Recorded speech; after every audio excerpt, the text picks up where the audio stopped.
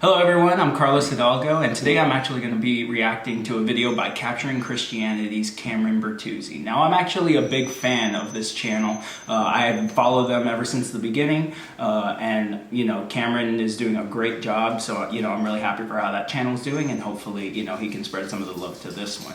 So today's video is Cameron somewhat reacting to another video that argues that if God does not prevent evil, then therefore God must not exist. I noticed that I think Cameron is missing a lot of crucial points to this argument that atheists make, so let's dive right in. First, Cameron makes a distinction that atheists argue two things. The first distinction that Cameron makes is the first argument, again, is that God doesn't stop the evil in the world. And the second distinction that Cameron makes is God committed evil acts in the Bible. For the scope of my video today, I'm actually only going to respond to the first distinction that Cameron makes, which is that God doesn't stop evil. First, let's take a look at Cameron's characterization of this argument, and let's see where we can maybe enhance this argument. How is this supposed to be an argument against God's existence? I mean, let's look at the logic here. So step one, God allows evil. Step two, therefore, God doesn't exist. I mean, anybody can see that step two kind of comes out of nowhere. So as presented, the argument doesn't even get off the ground. So first, we see a two-premise argument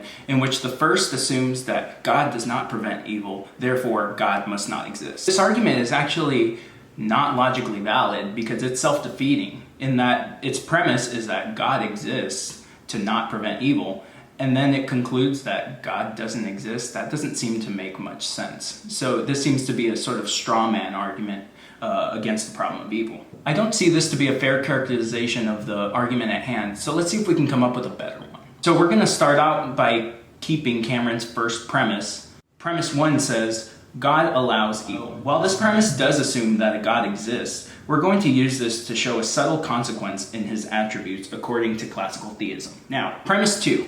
God is supposed to be capable of preventing this evil. Premise 2 comes from the other attributes entailed by classical theism. For those that may be new to the philosophy of religion, we may not know what classical theism is. Classical theism is the belief in the God concept that contains the following three attributes: omnipotence, being all-powerful; omniscience, being all-knowing; and omnibenevolence, which is being morally perfect. So premise 2 is supposed to show that since God is aware of this evil through his omniscience, and capable through his omnipotence, he should be capable of stopping all the evils in the world.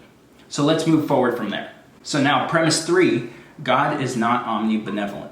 So logically it follows, if God is capable and aware of stopping the evil in the world, but he doesn't, he cannot logically be all-loving, because an all-loving God would not allow such evils like murder, rape, natural disasters, and disease to take place. And now to my conclusion. If God is not omnibenevolent, then the God of classical theism does not exist. So we can see here that this type of argument is logically valid, meanwhile Cameron's is not. From this we can see that if we can strike down classical theism, Christianity must not be true. Christianity is built on the premise that the God of classical theism must exist, but if we can show that one of the attributes, such as omnibenevolence, isn't possible, then the God of Christianity does not exist. Therefore, Christianity is false. In light of this argument, here are some potential consequences. Why worship a God that is morally flawed? If a God does exist, and at best he's just as moral as we are, why worship him? It seems as though the only reason to worship a being of this character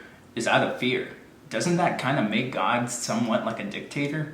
If we're only having to worship him out of fear that he will strike us down at any moment. So now, consequence 2. We should revise our theology to accommodate a morally flawed being. Christians would have to accommodate this concept of God to work with the rest of their theology. This would include doctrines like original sin, and the atonement, and others. Well, that's it for this video, and later on we're going to respond to Cameron's formulation of the soul-building theodicy. I want to close by saying that this is by no means the strongest argument for the problem of evil. There are a lot better ones. Personally, I prefer the evidential argument for the problem of evil, which we'll get to in a later video. And this is by no means comprehensive of a Christian response to that. We'll get to that in a later video.